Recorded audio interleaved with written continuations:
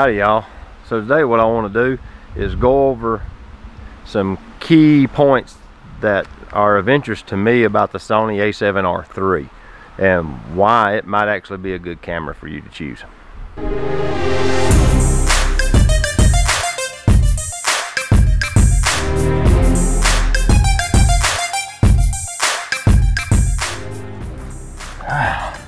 It's got a 42 megapixel sensor in it. 42 megapixels? That's a lot of megapixels. 399 autofocus points? Really? 399? I get you want a bunch of autofocus points, but 400 of them?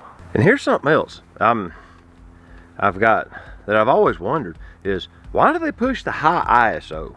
Why do they never push the low ISO down? You ever wonder that?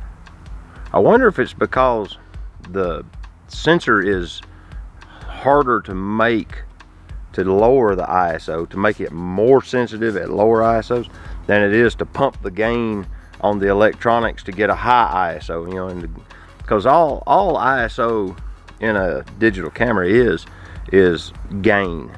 It's applied gain.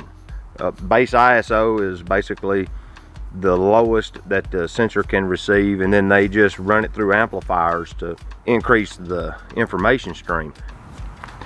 Oh yeah, and one other thing.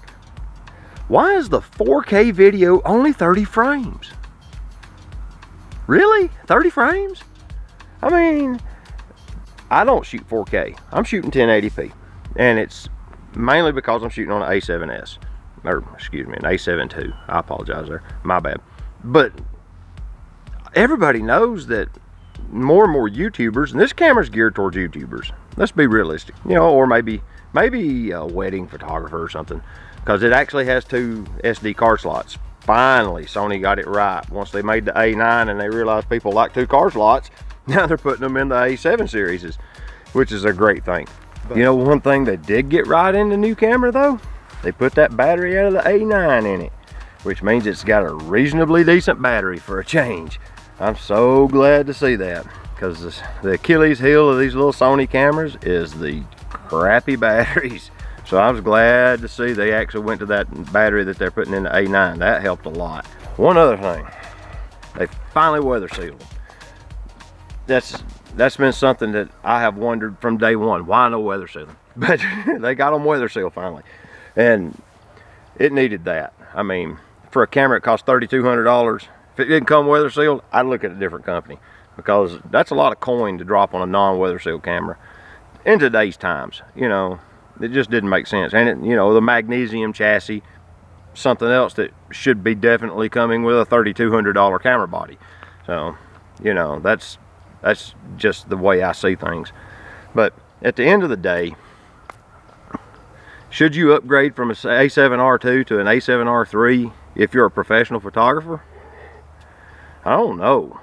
I really didn't see it bringing that much more to the table, because you guys shooting with A7R2s, you've been getting it done and doing excellent things with that A7R II for what, a year now? You know, if you've got a lot of miles on your A7R II, maybe upgrading, yeah. But honestly, since you're familiar with the camera, it looks to me like I'd get another A7R II and save that $800, and maybe take classes on expanding your view of how to do photography.